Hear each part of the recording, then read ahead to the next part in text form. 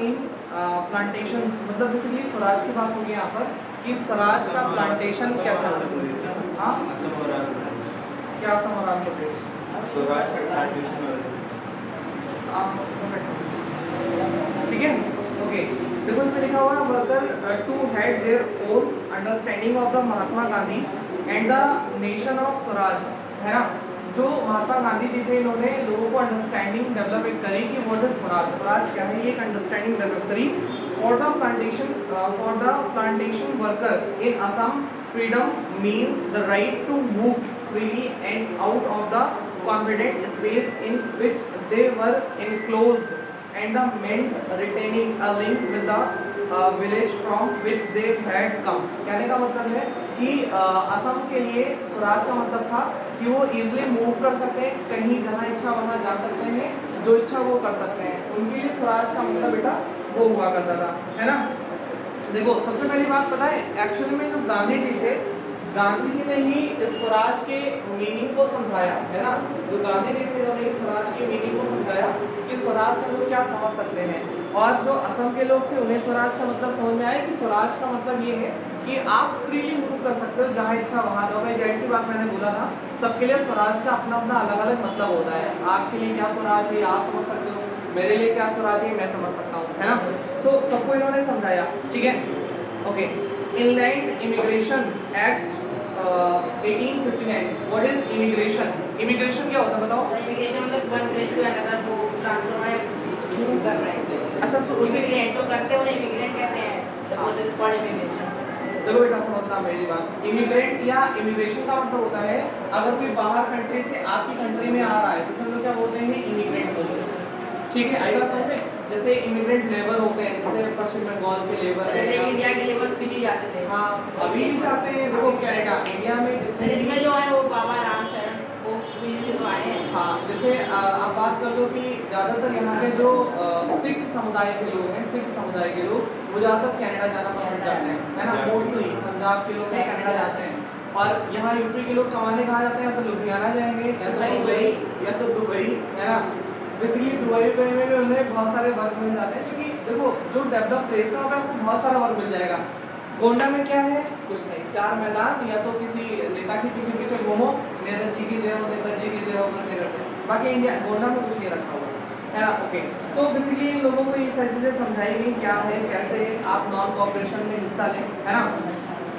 Okay बेटा, next paragraph. हाँ क्या चीज़ गांधी का कोई भी मूवमेंट सक्सेस था, क्या चीज़? मतलब सक्सेस का कोई मूवमेंट था। हाँ सक्सेस था, तभी तो देखो अब एक चीज़ के कई हम लोग फेल हो जाते ना, बार बार कॉल बैक कर ले रहे थे, कॉल बैक कर ले रहे थे, लेकिन उसका इम्पैक्ट तो पड़ता ही था। कॉल बैक करने से कोई मतलब नहीं, इम्पैक्ट तो उसका पड़ ही जाता था। जो उन्हें इम्पैक्ट डालना होता था वो इम्पैक्ट हो जाता था, बाद में कॉल बैक कर लेते थे, बात अलग थी, है ना। देखो नेक्स्ट पैराग्राफ है, the vision of this movement were not defined by the Congress programme. This movement मतलब कह रहा है कि ये जो मूवमेंट था इसे कांग्रेस के जरिए डिफाइन नहीं किया जा सका। They interpreted the term Swaraj in their own ways। जैसे उन्होंने कांग्रेस ने क्या कहा, उन्होंने कहा स्वराज ये नहीं ये होता है, मतलब उन्होंने अपने मीन से क्या करा, अपने मीन से स्वराज को अलग से डिफाइन कर लिया कि भैया ये स्वराज नहीं ये स्वराज होता है। तो जाहिर सी बात है स्वराज सबके लिए अलग अलग होता है ना। ओके, हाँ, they interpreted the term Swaraj in their own ways, emerging it to be time when all suffering and trouble would be over। Yet when the tribes channel Gandhi's name and rise slogan, ठीक है, उन्होंने एक basically Gandhi ji ने जब ये देखा, कहीं ऐसी बात है अगर आप किसी मूवमेंट को शुरू कर रहे हो और उस मूवमेंट को कोई इंटरप्ट कर रहा है, सपोज दैट आप कोई बड़ा सा मूवमेंट स्टार्ट कर रहे हो और कोई बंदा या कोई पार्टी को उसको इंटरप्ट कर रही है, तो आपको जाहिर सी बात है गुस्सा आएगा। तो गांधी जी गुस्सा तो उन्हें आता नहीं था ऐसा लोग कहते हैं, या गांधी जी ने खुद कहा कि जब कोई एक गाल पे चाटा मारे तो क्या करना चाहिए, दूसरे गाल पर खा लेना चाहिए अपने आप चाटा, है ना, कि भाई दबे मार दीजिए। आजकल का समय क्या है, जितने चाटे खाते रहोगे उतने चाटे मिलते रहेंगे, है ना। जितना, ये बात सच है, फैक्ट है, आप जितना ही झुकोगे, जितने आप नॉर्मल रहोगे ना, लोग आपके ऊपर उतने ही चढ़े रहेंगे। ठीक, अब ये नहीं कि परिवार से लड़ने लगो, ये भी नहीं करना है। फैमिली मीन अलग होता है, बाहर का मतलब अलग होता है, ठीक है। तो इन्होंने एक चीज़ है कहा स्वतंत्र भारत, इन्होंने एक वर्ड यूज किया गांधी जी ने, स्वतंत्र भारत। पहली बार स्वतंत्रता का मतलब कुछ निकला, स्वतंत्र भारत। देखो स्वराज का मतलब तो लोग अलग निकाल दिए, है ना। तो इन्होंने, गांधी जी ने कहा कि अब हम लोग किसके बारे में बात करेंगे, स्वतंत्र भारत के बारे में बात करेंगे। और बेटा आपको शायद डेट याद हो, हमारा जो संविधान था या हमारा जो कॉन्स्टिट्यूशन था 26 जैन, है ना। हमारा जो कॉन्स्टिट्यूशन था 26 जैन, इस दिन क्या किया गया, अमेंड किया गया, लागू किया गया। बट जो ये बन करके तैयार हो गया था, ये कब तैयार हुआ था, 26 नवंबर। तो ये 2 मंथ्स का वेटिंग पीरियड क्यों, ये 2 महीने का वेटिंग पीरियड, क्या है संविधान, क्या है संविधान, संविधान संधाने में 2 महीना लग गया। 2 महीने लोग समझ गए। पहले मतलब वो एक क्या बोलते हैं नेशनलिज्म का जो ये हुआ था, अगर इकट्ठा करना सबको, फिर पूरी कंट्री को यूनाइट करना, उसको जैसे उस टाइम पे पाकिस्तान अपना अलग बंटवारा चाहती थी, हो चुका था बंटवारा। सर वो इंडिया से पहले पाकिस्तान को आजाद कर दिया गया था। 14 अगस्त को उनका इंडिपेंडेंस डे मनाया जाता है और 15 अगस्त को अपना। बताओ 2 महीने का वेटिंग पीरियड क्यों, बताओ पता।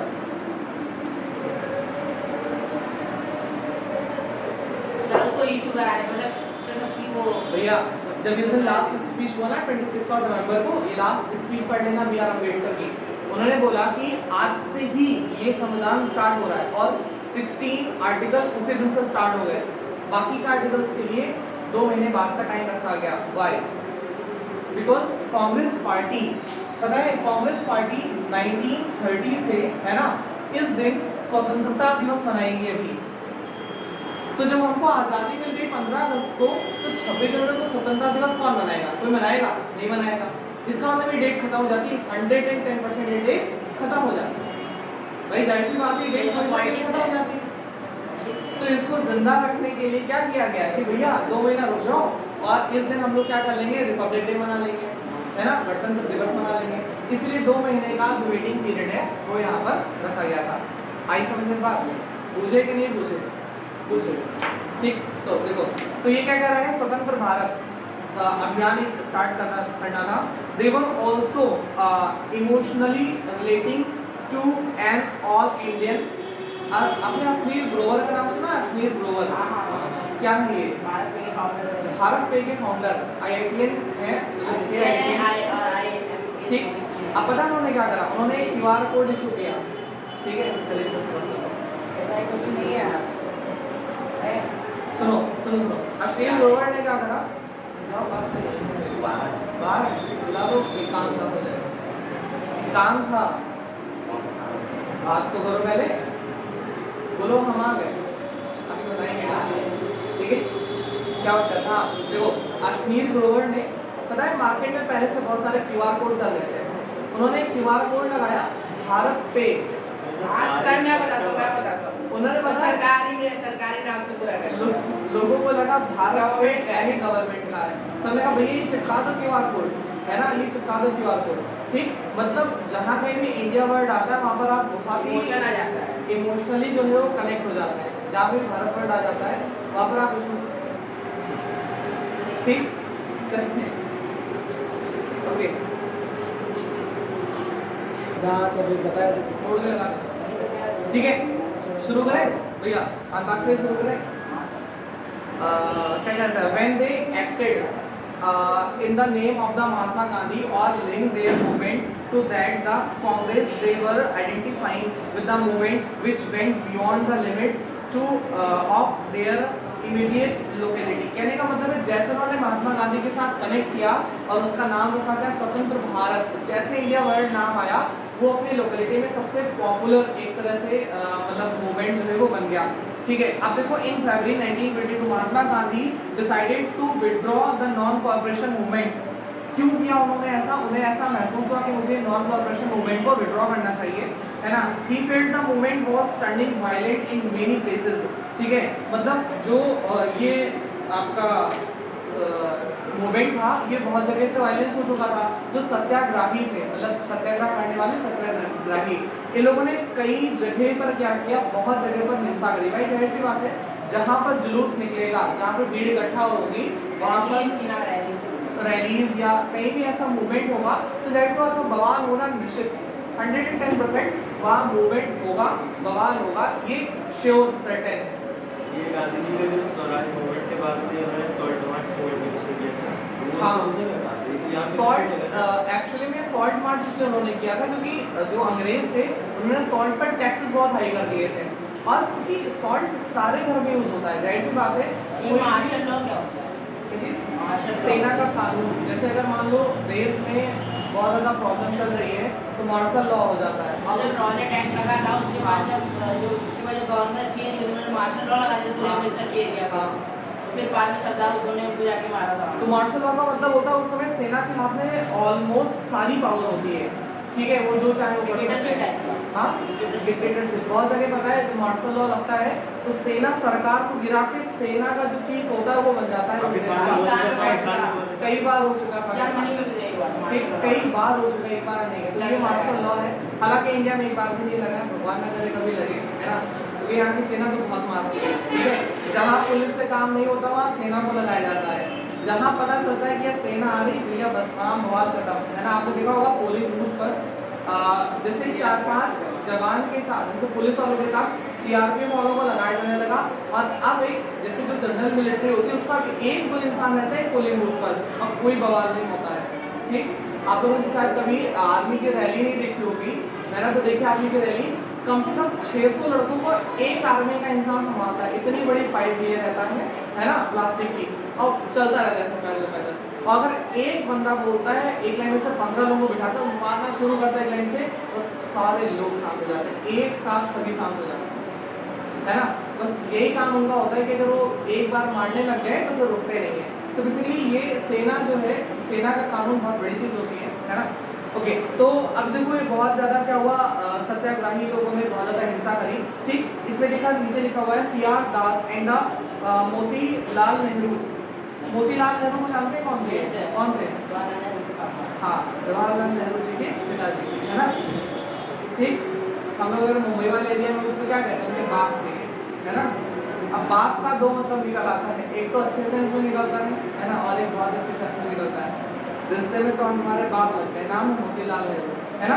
चलो अब देखो इसमें क्या हुआ, इन्होंने क्या कौन सी पार्टी फॉर्म करी, स्वराज पार्टी फॉर्म करी। Motilal Nehru form the Swaraj party within the Congress to argue for the return to council politics, but younger leader like Jawaharlal Nehru, Subhash Chandra Bose, देखो ध्यान देना, पता है इन लोगों ने स्वराज पार्टी बनाई, लेकिन जो यंगर लीडर थे उन लोगों ने सोचा यार पार्टी बनाने से कुछ नहीं होगा, जो होना है वो आर और पार की लड़ाई करनी है। जाहिर सी बात है आजकल के यंग लोग ये तो सोचते हैं, थोड़ा सा बोल दो वो आर या पार की लड़ाई करते हैं। जो थोड़े से मुंडराज होते हैं वो थोड़ा बहुत सब्र कर लेते हैं कि ठीक है चलो जाने तो मारी तो किया है, तो कुछ कैसे हो जाएगा इसके काम, ठीक है।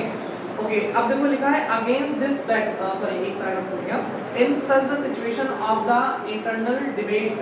देखो पता है जब कभी कॉन्फ्लिक्ट होता है तो इंटरनल डिबेट बहुत होती है। इंटरनल डिबेट का मतलब आप कुछ और कह रहे हो, सामने वाले की सोच कुछ और कह रही है, वहाँ पर मामला रहता है इंटरनल डिबेट का। और जब वो इंटरनल डिबेट का मामला आता है तो सारा मामला वहीं से बिगड़ता है, क्योंकि जैसे इंटरनल डिबेट होता है, अब डिबेट में भाई एक लोग जीतेंगे, जो हार जाता है अगर पार्टी कुछ काम भी करती ना तो उसे ये लगता है कि मुझे चढ़ाने के लिए काम हो रहा है। ऐसा कभी आपको लगता होगा, घर से अगर मान लो लड़ाई है या डांट वाट खा कर किया या किसी ने डांटा है, मैं कुछ बोलता हूँ ऐसा लगता है मुझे ही बोल रहे हैं सर, मुझे ही बोल रहे हैं मैं पक्का। अगर आपके स्कूल में ऐसा कुछ होता है या अगर बात करते हैं आपसे तो आपको लगता है अरे पक्का मुझे ही बोल रहे हैं, 110% किसी और को नहीं बोल रहे हैं, ऐसा उन्हें महसूस होता होगा, है ना। जाहिर सी बात है इंटरनल डिबेट में जब एक पार्टी या एक पक्ष हारता है तो ऐसा लगता है कि पूरी पार्टी मेरे अगेंस्ट हो गई है ना। वो लगता है जाहिर सी बात है कोई भी काम करेगा, तो ये सबसे खराब मामला होता है। तो वो क्या करते हैं, जाते हैं दूसरी पार्टी को ज्वाइन कर लेते हैं, ठीक है, आज से हम दिन बैठे पूर्वा पार्टी में काम करेंगे, है ना, ये पार्टी छोड़ के चिरकुट पार्टी है, ठीक। चलो कह रहा है in such a situation internal debate and decision to factor again shape India politicals toward the late 1920s। The first was the effect of the world wide economic depression. कहने का मतलब है कि एक तो सबसे बड़ा उस समय फैक्टर था जो इकोनॉमिकल डिप्रेस चल रहा था, क्योंकि वर्ल्ड वॉर खत्म हुआ था, और वॉर खत्म होने के बाद जाहिर सी बात है सबसे बड़ी प्रॉब्लम आती है पैसे की। लोग कहते हैं ना पाकिस्तान को मार दो, मोदी से क्या कहते हैं, उड़ा दो पाकिस्तान को, बम से उड़ा दो, ये कर दो वो कर दो। भैया जब वॉर होगी ना तो ऐसा नहीं कि सिर्फ, हाँ वही है, कि ऐसा नहीं है कि सिर्फ सेना जाएगी लड़के चली आएगी तुम ताली बजाओगे हो जाएगा, ऐसा नहीं है। वॉर का मतलब होता है इतने ज़्यादा एक्सपेंसेस कि सरकार फिर अगले 10 सालों तक उसकी भरपाई करती रहेगी। समझो, एक बार लड़ाई होने का मतलब आप 10 साल पीछे चले जाओगे हिस्ट्री में। अगर एक बार किसी भी कंट्री से आपने लड़ाई कर ली, ऑलमोस्ट आप 10 साल पीछे चले जाओगे, है ना? आई बात समझ में? अब देखो इसमें ये क्या कह रहा है, the first was the effect the world wide economic depression, agriculture price began to fall 1926 and the collapse after 1930s। 1930s के बाद ये सब कोलैप कर गया। भाई जाहिर सी बात है, लिमिट होती है हर चीज़ की, जो लिमिट क्रॉस हो जाएगी तो क्या हो जाएगा, सब कुछ कोलैप हो जाएगा। ठीक है, सारी चीज़ें क्या हो गई, कोलैप हो गई after 1930s। As the demand for the agriculture goods का मतलब यहाँ पर सामान, अच्छी मतलब गुड्स का मतलब अच्छा होता है, गुड्स का मतलब सामान। इसमें जीएसटी का फुल फॉर्म क्या होता है, गुड्स एंड सर्विस टैक्सेस। ठीक है, मतलब जो सामान है और जो सर्विसेज हैं उन पर जो है टैक्स लगता है, उसे चीज टैक्स लगता है। और आप दो टाइप के टैक्स ना स्टेट गवर्नमेंट में भी आता है जीएसटी। हाँ, देखो एक होता है आईजीएसटी, एक होता है सीजीएसटी। देखो जीएसटी जो होता है ना, वो 3 जीएसटी होता है, 2 नहीं होता है। हाँ, एक होता है एसजीएसटी यानी स्टेट गवर्नमेंट का जीएसटी, एक होता है सीजीएसटी यानी सेंट्रल गवर्नमेंट का जीएसटी, और एक होता है आईजीएसटी, है ना, इंटरनल जो आपका इंटर स्टेट जीएसटी होता है, या एक स्टेट से दूसरे स्टेट में गए वहाँ पर आईजीएसटी काम करता है। ठीक है, हालांकि अब टैक्सेस का जो सिस्टम है, मैंने एक फ़ोन लिया था ईएमआई पे, है ना, उसमें वो पड़ा था लगभग 14,000 कुछ का, लेकिन उसकी ईएमआई जुलाई में खत्म हुई है वो फ़ोन, जबकि नो कॉस्ट ईएमआई थी, लेकिन वो जाकर के 15,370 का होगा, लगभग 1,000 या 1,200 रुपये महंगा पड़ा होगा। ठीक, टैक्सेस, ठीक है, टैक्सेस जो लगे उस पर टैक्स तो चलो जैसे मान लो 2400 मुझे ईएमआई पे पेमेंट करना है, उस पर पहली बार में टैक्स लगा 300 रुपये, तो 24 की जगह 27 हो गया। जैसे जैसे उसकी ईएमआई घटती गई टैक्सेस अपने आप घटते गए, लेकिन टैक्सेस फिर भी लगे 16% के हिसाब से उस पर टैक्स लगा और काम हो गया, लगभग 1200 रुपये महंगे देने पड़े, है ना। ऐसा पता तो एक बार में साइड करके निकाल लेते, मुझे लगा नो कॉस्ट ईएमआई का मतलब नो कॉस्ट ईएमआई को रुपया नहीं देना पड़ेगा, लेकिन अब मुझे क्या पता था कि इतना टैक्सेस में इंक्रीज हो जाएगा, 16% के रेट से टैक्स लगा। इसका मतलब जितनी भी चीज़ें नो कॉस्ट ईएमआई की होती है उसमें आप ये समझ लो कि आपका आईजीएसटी 16% लगना ही लगना है, कोई चांस नहीं कि आप बचा सको, है ना। हाँ, ये है कि अगर आप जीएसटी होल्डर हो, आपका कोई फर्म चलता है, तो आप वो पैसा उसमें बता दो सरकार को कि हम इतना इसमें पैसा दिए, हमको वापस दे दो, मिल जाएगा वापस को, मतलब अकाउंट में नहीं आएगा, लेकिन धीरे धीरे आप टैक्स में घटा सकते हैं। ठीक है, तो अब देखो कह रहा है, again this background the new Tory government in Britain constitute the statutory commissioner under the sir John Simon commission की नियुक्ति हुई थी भारत में, आप सबको पता होगा, पता है। रोलेट एक्ट आया था, कब आया था, 1990 में। ठीक है, उस रोलेट एक्ट की समीक्षा के लिए बोला गया था कि इसकी समीक्षा की 10 साल के बाद कराई जाएगी। समीक्षा मतलब ऑब्जर्वेशन, कि ये जो हमने लाया था कि इसके ऊपर शक उसको उठा दो, इसका इम्पैक्ट क्या पड़ा 10 साल के बाद। लेकिन जब बहुत सारा बवाल था तो 1928 में ये कमीशन नियुक्त कर दिया गया था, साइमन कमीशन। अच्छा, जब वो साइमन कमीशन भारत आया, है ना, तो लोगों ने विरोध किया, अपोज किया, क्या नारे लगाए थे, Simon commission go back, Simon commission वापस जाओ। और क्यों नारा लगाया था, हाँ, क्योंकि नारा इसलिए लगाया गया था क्योंकि पैजामा पहनते थे, पैजामे में नारा जरूर होता है। फिलहाल उस कमीशन में कोई भी इंडियन नहीं था और इसी बात का सब विरोध कर रहे थे। और रोलेट एक्ट पास हुआ था तभी तो वहाँ पे इंडियन मेंबर्स थे, लेकिन तो वो सुना कहाँ था, उन्होंने तभी तो अपोज किया था। अगर ऐसे ही सुन लेते अंग्रेज तो आज हम लोग किसी अंग्रेज का कमीशन क्यों भेजेंगे, वो वहाँ पार्लियामेंट में नहीं सुन रहे होंगे, तो हम लोग विरोध तो किए, देखो गो बैक का नारा लगाए, है ना। और एक जो सबसे आगे व्यक्ति थे उनका नाम था लाला लाजपत राय। ठीक है, हाँ, फिर वो बेचारे डंडा मार खाए, वो सबसे पहले बोले वापस जाओ, सब लोग उनके पीछे हो गए। ठीक है, वो अकेले खड़े थे, जब पीछे मुड़ के देखा तो कोई नहीं, मतलब इतने सारे लोग, लेकिन जब डंडा चला उन्हें सबसे ज़्यादा चोटें आई और कुछ दिन बाद उनकी डेथ हो गई डंडा खा करके। और पता है, तो सुनो, जिस सैंडर्स ने उनके ऊपर लाठियाँ बरसाई थी ना, HSRA मतलब हिंदुस्तान रिपब्लिकन एसोसिएशन, जिसमें भगत सिंह रहते थे, उन्होंने 1943 में उसको इंग्लैंड में जाके मारा था, जिसने लाला लाजपत राय को मारा था। उस सैंडर्स को, पुलिस अधिकारी को सैंडर्स बोलते थे, है ना, उनको जाकर के इंग्लैंड में मारा गया था कि लाला लाजपत राय को आपने मारा। हाँ उधर से मार दिया था, वहाँ जाकर इंग्लैंड में जाकर मारा कोई मारा था, और जिसने मार्शल लॉ किया था जलियांवाला बाग में, हाँ उनको भी उसको मारा। जनरल डायर है ना, सब निपटाए गए सारे के सारे लोग धीरे धीरे। क्या बता रहे थे, गो बैक का नारा लगा जिसमें लाठियों का प्रहार झेलते झेलते, आप लोगों की बुक में लिखा होगा ऐसे, लाठियों का प्रहार झेलते झेलते लाला लाजपत राय मृत्यु की शैया पर लेट गए, है ना। लाल बाल पाल ये तीनों गरम दल के नेता हैं, ऐसा बोला जाता है, ठीक है।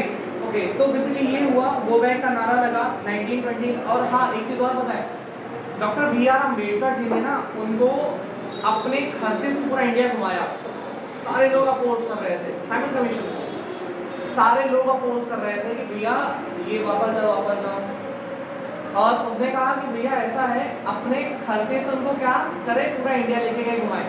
और इसका एक बेनिफिट हुआ क्या, जब साइमन कमीशन वापस गया तो उसने बोला इंडिया को कॉन्स्टिट्यूशन की बहुत ज़्यादा ज़रूरत है, एक संविधान होना चाहिए, क्योंकि यहाँ पर अंग्रेज ना बवाल काटे बोलते नहीं, बवाल काटने की बवाल काटे हो, यानी आपको क्या करना है, यहाँ पर एक संविधान की बॉडी बनानी पड़ेगी, निश्चित है आपको बनाना पड़ेगा, नहीं तो इंडिया की जिम्मा खत्म हो जाएगा। और जैसे वो 1929 में वापस गया, 1930 में राउंड टेबल कॉन्फ्रेंस होने लगा। ये साइमन कमीशन की रिपोर्ट पे डिपेंड था। जैसे यहाँ से गया उसने बोला यार कि पूरे इंडिया में इतना हाहाकार मचा हुआ है, अंग्रेज जो चाह रहे हैं वो कर रहे हैं, किसी की एक नहीं सुन रहे हैं, जिसके ऊपर शक है उसको उठा ले रहे हैं, किसी राजा की नहीं चल रही, किसी नेता किसी की भी नहीं चल रही है। अगर इंडिया के ऊपर आपको और शासन करना है, अब मतलब समझो सामने कमीशन ने क्या कहा इंग्लैंड से, अगर इंडिया के ऊपर आपको और दिन तक शासन करना है तो इंडिया में एक संविधान बनाओ और खुद संविधान बनाओ, सबकी पावर्स को क्या करो, कैप्चर कर लो, ठीक है, ताकि आपकी अनुमति के बगैर एक पत्ता भी ना हिले। और उसी के बाद राउंड टेबल कॉन्फ्रेंस स्टार्ट हुआ। BR अम्बेडकर ने तीनों राउंड टेबल कॉन्फ्रेंस में हिस्सा लिया था, गांधी जी ने सिर्फ एक में हिस्सा लिया था, और भी बहुत से लोग थे तीनों में हिस्सा लिए थे, लेकिन BR अम्बेडकर को बहुत ज़्यादा जानते हैं, ठीक है। तो उन्होंने तीनों राउंड टेबल कॉन्फ्रेंस में हिस्सा लिया। हालांकि इंडियंस के द्वारा बनाया गया उसमें कोई भी रूल नहीं था, सारे ब्रिटिशर्स ने बनाया था, और इसको लेकर के आए थे 1935 में, हिंदी में बोला इसे भारत शासन अधिनियम 1935। हमारे कॉन्स्टिट्यूशन में जो प्रेसिडेंसी वाले लॉ आए वो यही से लिए गए। सारे बेटा ऑलमोस्ट 200 आर्टिकल्स यहीं से उठाए गए, ऑलमोस्ट 200 आर्टिकल्स यहीं से उठाए गए, ठीक है। और जब ये वापस आए थे BR अम्बेडकर जी वहाँ से वो लेकर के क्या सारी चीज़ें बातें करके, तो एक सांप्रदायिक पंचायत कम्युनल अवार्ड के नाम से जाना जाता है, एक चीज़ वो लेकर के क्या है, बेसिकली ये कहा गया कि सारे जो जाति है इनके लिए अलग अलग निर्वाचन आयोग बनेगा, हिंदू मुस्लिम सिख ईसाई अलग, और जो दलित वर्ग है इनके लिए अलग, इन सब के लिए क्या बनेगा, अलग निर्वाचन मंडल बनेगा। मतलब आप अगर हिंदू हो तो हिंदू को वोट करो, मुस्लिम हो तो मुस्लिम को वोट करो, जिस धर्म का उस धर्म को वोट करो। गांधी इस बात पे अड़ गए, कहा कि भैया ठीक है आप हिंदू मुस्लिम अलग कर रहे हो, ठीक है, लेकिन आप हिंदुओं से दलित को अलग कर रहे हो, ये गलत बात है, वो भी हिंदू ही है, ठीक। तो गांधी जी उस समय पूना के यरवदा जेल में थे, अम्बेडकर जी को काफ़ी बुलाया, अम्बेडकर जी नहीं गए, तो गांधी जी वही जेल में ही आमरण अनशन में बैठ गए कि जब तक आई है ना तब तक मर जाता, ठीक। हालांकि 2-3 दिन बाद जब उन्हें पता चला कि तबीयत बिगड़ रही उनकी गांधी जी की, तो दुबले पतले बेचारे थे भी, है ना, तो जब वो आए बेसिकली अम्बेडकर जी मिलने आए, तो अम्बेडकर जी से गांधी जी ने कहा, अम्बेडकर जी ने बात मानी, बस एक शर्त रखी कि ठीक है आज से जो आप कह रहे हो वो होगा, लेकिन आज के बाद आप कभी ना राजनीति में एक्टिवली नहीं आओगे, एक्टिवली मतलब कभी आप फ्रंट पे नहीं आओगे, ठीक है, आप बैठ दो, आपसे जो सलाह ले सलाह दो, लेकिन कभी आपको राजनीति में दोबारा देख लेना। गांधी जी ने कहा ठीक है जैसी आपकी इच्छा। आपने कभी सुना गांधी जी कोई चुनाव लड़े? नहीं लड़ा था, क्यों? क्योंकि उसके बाद उन्होंने वादा कर लिया था, तो फिर उन्होंने उस वादे को तोड़ा नहीं, और उसके बाद जब वहाँ से पूना जेल से छूटे, ठीक है, तो फिर अपने आश्रम में चले गए और वहीं पर अपना जीवन यापन वो करते थे। हालांकि जो आंदोलन होता था वो गांधी जी के सहयोग से होता था, गांधी जी से सलाह ली जाती थी, है ना। एक जगजीवन राम जी थे, वो हर आंदोलन के पहले गांधी जी से सलाह लेते थे कि सर ऐसा करना है, बताइए ठीक है या नहीं ठीक है, तो गांधी बता देते ठीक है ऐसा कर लो, फिर मामला बन जाएगा आपका, है ना। तो ये कहीं ना कहीं अब हो सकता है जो भी हो। और शायद आपको पता हो जब भारत में अंतरिम सरकार चुनी जानी, अंतरिम सरकार का मतलब इलेक्शन के बाद सारे जो पार्टी थे, अंतरिम सरकार मतलब कौन प्राइम मिनिस्टर कौन बनेगा, तो सबसे ज़्यादा वोट आए थे सरदार पटेल को। नेहरू जी को उनकी पार्टी ने एक भी वोट नहीं दिया था, पंडित जवाहरलाल नेहरू को उनकी पार्टी ने एक भी वोट नहीं करा था, है ना। और 1-2 वोट जो उस समय अब्दुल कलाम आज़ाद जी थे उन्हें मिला, मतलब काफ़ी लोगों को मिला था। लेकिन नेहरू जी को एक भी वोट नहीं मिला, है ना। गांधी जी ने तब कहा कि काम करते हैं भैया, नेहरू जी भी युवा है, युवा का मतलब अभी वो यंग है, इनकी एज ज़्यादा अभी नहीं है, अगर इन्हें हाँ अगर इन्हें अभी प्रधानमंत्री बनाया जाएगा तो ये बहुत लंबे टाइम के लिए रह सकते हैं। जैसे मान लो कोई कहीं 4th 5th में पढ़ना स्टार्ट करा, अगर वही टीचर से 12th तक पढ़ा रहा है, हालांकि ऐसे तो हो ही नहीं सकता कि 4th 5th तक टीचर 12th तक पढ़ा दे, लेकिन अगर पढ़ा रहा है तो जाहिर सी बात है उस बच्चे के एक नस को जानेगा कि क्या है, कैसे काम करेगा, कैसे क्या करेगा। Same to same Nehru ji के साथ हुआ, ये माना गया कि यार ये लंबे टाइम तक रह सकते हैं, इसलिए इन्हीं को प्रधानमंत्री चुना जाना हम लोगों के लिए सही है। पटेल जी चूंकि हम दराज थे, काबिल तो थे सारे लोग, लेकिन फिर पटेल जी को थोड़ा सा पीछे किया गया। सर जैसे पाकिस्तान में शौकत अली, मोहम्मद अली, हाँ दोनों भाई थे, हाँ। लेकिन मोहम्मद अली क्यों बने? मोहम्मद अली जिन्ना चूंकि हर चीज़ में एक्टिवली इन्वॉल्व थे, ठीक है। और अब बेटा एक ऐसे सीधे सीधे वर्ड में हम कह सकते हैं, उन्हें सत्ता का बहुत लालच था, इस वजह से। क्योंकि इंडिया और पाकिस्तान कभी अलग ही ना होता, अलग होने पे ऐसा नहीं कि पाकिस्तान को नुकसान हुआ, अपने को भी नुकसान हुआ है। अपनी जितनी बड़ी टेरिटरी होती थी ना कि और देश वाले और दुनिया वाले डरते अपने से, है ना, इतनी बड़ी बड़ी टेरिटरी हुआ करती थी, ठीक है। Powers, territory, man power, resources, सारी चीजें सब कुछ अपने पास था। जब वो टूटा, अब देखो इंडिया टूटा, 3 देश हो गए, इंडिया अलग, पाकिस्तान अलग और बांग्लादेश अलग। तो टूटने से क्या हुआ, कहीं ना कहीं रिसोर्सेज बट गए, ऐसी बात है, मैन पावर बढ़ी, रिसोर्सेज बढ़ गए, सारी चीजें जो है वो आपकी बढ़ करके खत्म हो गई। तो मेन चीज़ ये है कि जब रोलेट एक्ट आया और रोलेट एक्ट के समीक्षा के लिए साइमन कमीशन बनाया गया और वो इंडिया में आया, इंडिया वालों ने उसका अपोज किया, अपोज करने के बाद बोला कि भैया ऐसा ऐसा है कि हम लोग ऐसा कर सकते हैं, सारी चीज़ें आप लोगों ने समझ ली। ओके देखो बेटा, salt march and the civil disobedience movement, है ना। देखो 31 जनवरी, अरे वाह, अच्छा मुझे लगा 31 दिसंबर है, 31 जनवरी 1930, है ना। He sent a letter to Viceroy Irwin starting 11 demands, मतलब अपनी 11 मांगे इरविन के सामने। हाँ ये जब पता है कहाँ से लौट कर बेसिकली यदि सॉल्ट मार्च करेंगे तो गांधी इरविन पैक्ट होगा, उसी पैक्ट में कहा जाएगा कि सर आप जाएं इंग्लैंड और वहाँ पर राउंड टेबल कॉन्फ्रेंस में हिस्सा लें। अच्छा कोई बताएगा राउंड टेबल का क्यों कॉन्सेप्ट है, राउंड टेबल का मतलब क्या, ये राउंड टेबल कॉन्फ्रेंस क्यों होती है? सर इसमें बताता हूँ, कोई सेंटर में नहीं बैठता है, आप बता चुके हैं ना कि इसमें कोई सेंटर नहीं होता, मतलब कोई हेड नहीं होता, जो है सारे लोग क्या होते हैं, बराबर होते हैं, इसलिए राउंड टेबल कॉन्फ्रेंस करी जाती है। Good okay. अब देखो क्या हुआ था कि some of these were the general, कहने का मतलब बेटा जो गांधी जी ने 11 जो मांगे भेजी थी, 11 मांगे, उसमें देश के हित के लिए उन्होंने भेजा था, जिसे इरविन ने क्या कर दिया था, मना कर दिया था। और जो सबसे एक अहम पार्ट था वो था सॉल्ट के टैक्सेस को कम करना है, खत्म करना, क्योंकि सॉल्ट सबके घर में यूज हो रहा है, होता नहीं होता है ना। कोई कुछ भी ना खाए लेकिन सॉल्ट जरूर खाएगा। चीनी और नमक दो ऐसी चीजें हैं जो आपके घर में मौजूद मिलेंगी ही मिलेंगी। बचपन में आप लोगों ने चीनी पराठा, चीनी रोटी, चीनी पूड़ी ये सब खाया भी होगा, है ना।